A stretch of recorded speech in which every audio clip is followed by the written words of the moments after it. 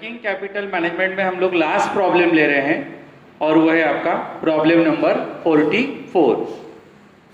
Hi tech limited plans to state 30,000 units, 30,000 units को underline किए। Next year the expected per unit cost of goods as follows. यहाँ पर cost दिया अपने को, रॉ मटेरियल दिया हुआ है पर यूनिट, उसके बाद ऊपर the expected per unit cost को अंडरलाइन करेंगे आप लोग ऊपर की लाइन में।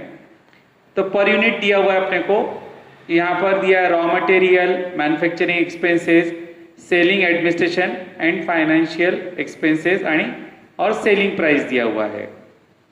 आगे चलते हम लोग। The duration at various stage of the operating cycle is expected to be as follows.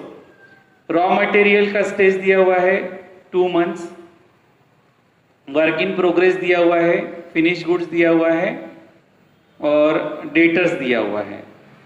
तो यहाँ पर हम देखते हैं कि raw material, work in progress, finish good, debtors सभी क्या है, करंट असेट ही है, यानी करंट लायबिलिटी मुझे नहीं दिख रही एक भी, कोई बात नहीं। Assuming the monthly cell level of 2500 units. अब चलते हैं हम लोग आगे।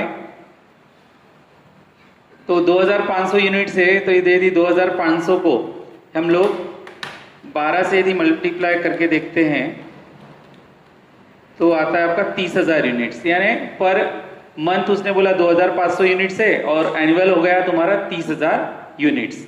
ठीक है, तो एस्टिमेट बाकी उसका कोई काम नहीं, मंथली सेल का अलग से कोई काम नहीं है आपको। तो मंथली सेल का 2500 जो यूनिट्स है उसको यदि 12 से मल्टीप्लाई करेंगे आप लोग तो कितना आता है 30,000। Estimate the annual working capital requirement, तो उनको अपने को एनुअल वर्किंग कैपिटल रिक्वायरमेंट पूछा है।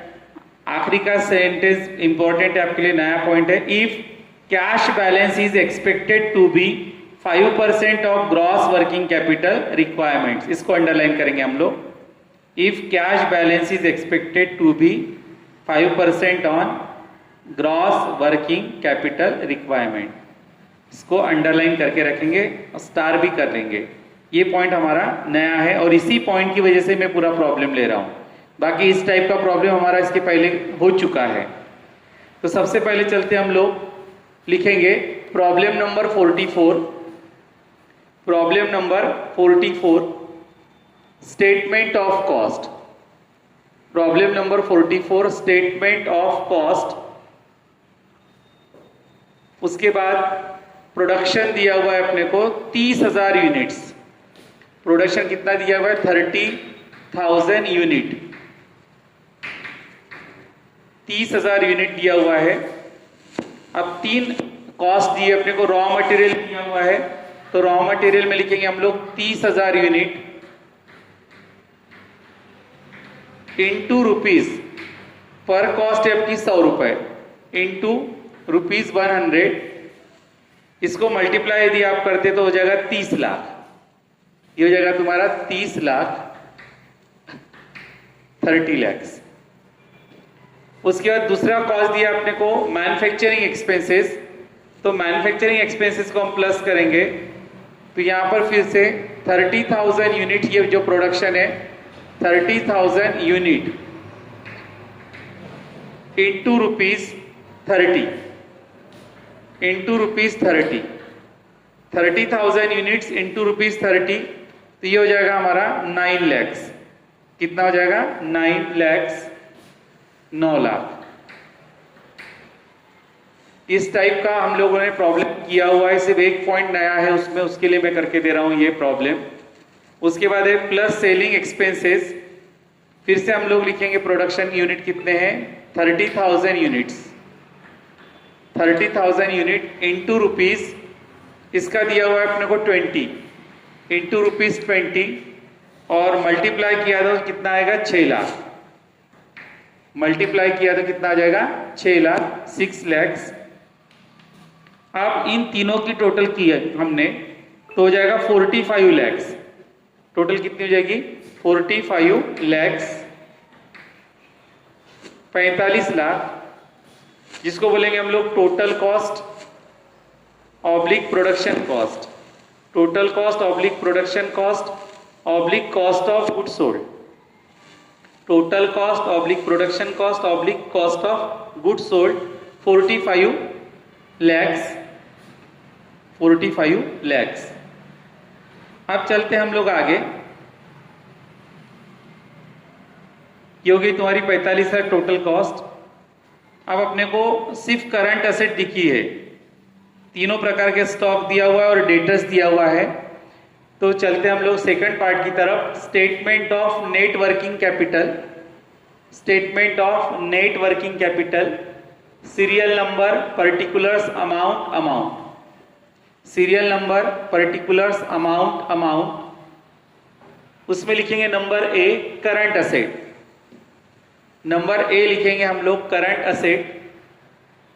Number 1 stock of material, stock of raw material, stock of raw material. Formula हमेशा का cost of raw material into cost of raw material into holding period, cost of raw material into holding period divided by 12 month, holding period divided by 12 month. तो यहां पर हम लोग cost of raw material वो है हमारा 30 lakh, cost of raw material कितना है हमारा 30 लाख इनटू होल्डिंग पीरियड दिया आपने को 2 महीना, होल्डिंग पीरियड कितना है 2 महीना। तो हम लोग यहां पर 30 लाख इंटू होल्डिंग पीरियड कितना है 2 महीना डिवाइडेड बाय 12 मंथ, तो ये हो जाएगा तुम्हारा 5 लाख। कितना हो जाएगा 5 lakh. Stock of raw material की वैल्यू आ गई हमारी 5 लाख। उसके बाद नंबर 2 में लिखेंगे हम लोग stock of work in progress, तीनों भी स्टॉक दिए यहां पर। Stock of work in progress तो उसका है production cost, production cost into conversion period, production cost into conversion period divided by 12 month, production cost into conversion period divided by 12 month into stage of completion, into stage of completion. अब value put up करेंगे हम लोग। Cost of production है 45 lakhs, cost of production है 45 lakhs into conversion period दिया है यहां पर अपने को 1 मंथ, कन्वर्जन पीरियड कितना दिया है यहां पर 1 month divided by 12 month. Stage of completion नहीं दिया तो हमने कितना अज्यूम करना है 50%। पर एक नोट लिख देना आखिरी में, मैं भूल जाता हूं बताने के लिए, लिख कर देने के लिए भूल जाता हूं, पर आपने एग्जाम में लिखना है। अभी याद रहा तो मैं प्रॉब्लम कंप्लीट होने के बाद लिख कर दूंगा। तो यहां पर वर्क इन प्रोग्रेस की स्टेज कितनी है 50% अज्यूम करना है। तो इसको यदि हम लोग कैलकुलेट करते हैं तो ये आता है हमारा 87,500। वेरीफाई कर लेना बेटा, हो सकता है क्या 1,87,500 है कि 87,500 है, थोड़ा सा तो कैलकुलेट कर लो, मैं भी देखता हूं। तो ये शायद 1,87,500 है, 1,87,500, 1,87,500। तो उसके बाद तीसरा नंबर आता है stock of finish goods, stock of finish goods. उसका फॉर्मूला है total cost into holding period, total cost into holding period divided by 12 month, holding period divided by 12 month. Total cost यही वाली है हमारी, टोटल कॉस्ट है 45 lakhs, 45 lakhs into holding period. Holding period दिया है 1/2 month, 1 को यदि डिवाइड करते हैं 2 से कितना आएगा 0.5, इसलिए हो जाएगा वो 0.5 मंथ। तो यहां लिखेंगे हम लोग 0.5 month divided by 12 month, 0.5 month divided by 12 month. इसको यदि आप कैलकुलेट करते हैं तो फिर से आता है 1,87,500, ये आता है हमारा 1,87,500। उसके बाद चलते हम लोग आगे। अब अपने को डेटर्स दिया हुआ है, तो डेटर से 1 मंथ, तो यहां पर लिखेंगे नंबर 4 डेटर्स। डेटर्स का फॉर्मूला है cost of goods sold into collection period divided by, क्योंकि याद रखना कि हम लोग डेटर से कलेक्ट करते हैं पैसा, इसलिए collection period divided by 12 month. तो यहां पर हम देखते हैं कॉस्ट ऑफ गुड्स सोल्ड हमारा 45 lakhs इनटू कलेक्शन पीरियड। हमारा जो कलेक्शन का पीरियड है वो है 1 मंथ। कितना दिया उसने? 1 month. 1 month divided by 12 month, 1 month divided by 12 month. अब इसको यदि आप कैलकुलेट करते हैं तो आता है तुम्हारा 3,75,000, 3,75,000। उसके बाद चलते हम लोग आगे। अब प्यारे बच्चों, यहां पर कैश नहीं लिखना। कैश अपने को कैलकुलेट किस पर करना है? ग्रॉस वर्किंग कैपिटल पर करना है। किस पर करना है अपने को? ग्रॉस वर्किंग कैपिटल पर करना है, इसलिए यहां पर कैश हम लोग नहीं लिखेंगे। तो अब इन सब की टोटल करेंगे हम लोग, तो आती है तुम्हारी 12,50,000। कितनी आती है? 12,50,000, 12,50,000। तो ये हो गई तुम्हारी टोटल करंट असेट। क्या है ये तुम्हारी? Total current asset. इसको बोलेंगे हम लोग टोटल करंट, नंबर ए। इसको बोलेंगे number A total current asset.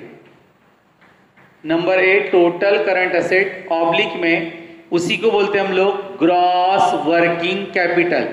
Beginning में चैप्टर के मैंने बताया हुआ है आपको, तो यहां पर आप लोग शॉर्टकट में नहीं लिखोगे। Number A total current asset, उसी को ऑब्लिक में लिखेंगे ग्रॉस वर्किंग कैपिटल, उसी को लिखेंगे हम लोग ग्रॉस वर्किंग कैपिटल। फिर से बता रहा हूं मैं, इसकी टोटल को बोलते हैं हम लोग number A total current asset oblique gross working capital. Total current asset का ही दूसरा नाम है gross working capital. Gross working capital के बाद नंबर आता है बेटा B total current liabilities. Total current liabilities, तो यहां पर टोटल करंट लायबिलिटीज नील है। टोटल करंट लायबिलिटीज क्या है? नील, इसलिए हम लोग इसको बाहर निकालेंगे नील। इसको बाहर निकालेंगे नील। अब नील करने के बाद इसकी जो टोटल है वो करेंगे हम लोग, तो वो टोटल आती है तुम्हारी कितनी? नील। तो इसको नाम दे देंगे हम लोग number B total current liability. Number B total current liability nil. Total current liability क्या हो जाएगी हमारी? नील हो जाएगी। कुछ नहीं, रोज की तरह मैं प्रॉब्लम कर रहा हूं, कोई भी चेंज नहीं है। अभी तक जो भी किया मैंने कुछ भी नयापन नहीं किया है। यहां पर करंट लायबिलिटी अपनी नील है, इसलिए टोटल करंट लायबिलिटी क्या होगी? नील। उसके बाद नंबर आता है net working capital. Net working capital, जिसको बोलते हैं हम लोग ए माइनस बी।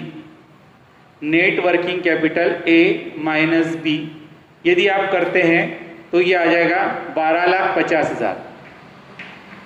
12,50,000, 12,50,000।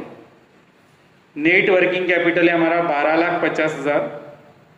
अब आगे चलते हम लोग, फिर दिया हुआ है अपने को कैश बैलेंस। क्या दिया हुआ है? कैश बैलेंस के बारे में क्या दिया वो पढ़ते हम लोग।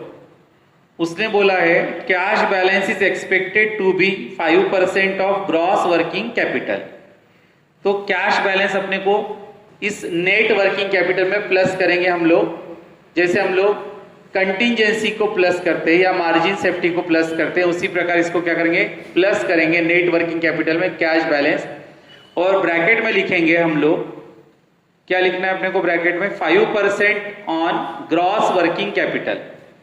ब्रैकेट में लिखेंगे हम लोग 5% ऑन ग्रॉस वर्किंग कैपिटल। आप लोगों ने शॉर्टकट में नहीं लिखना है, यहां लिखा, ये नया पॉइंट है आपके लिए, plus cash balance 5% on gross working capital, 5% on gross working capital.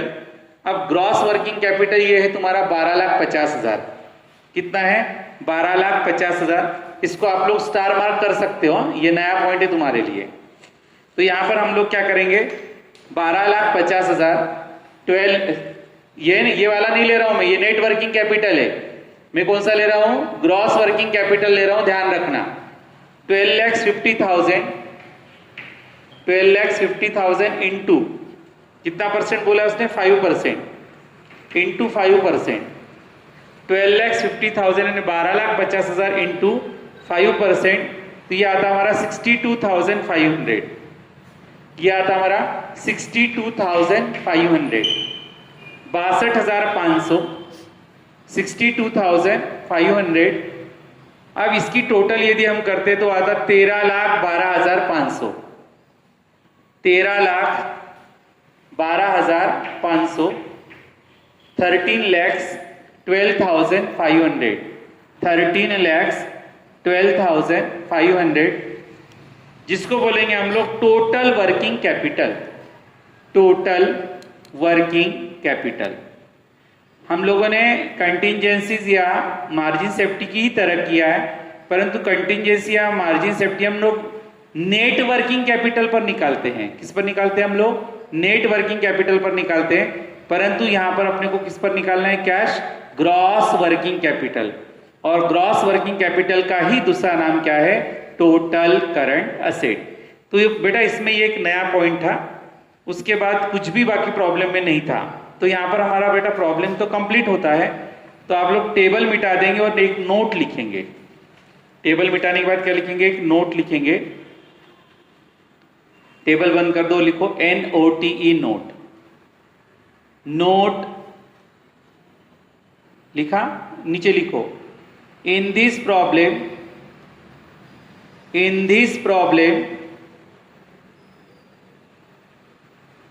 stage of completion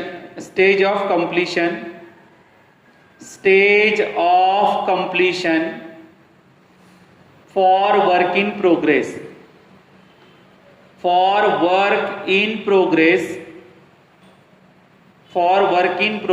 is not given,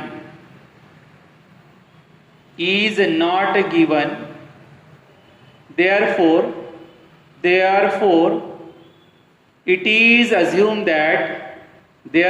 it is assumed that stage of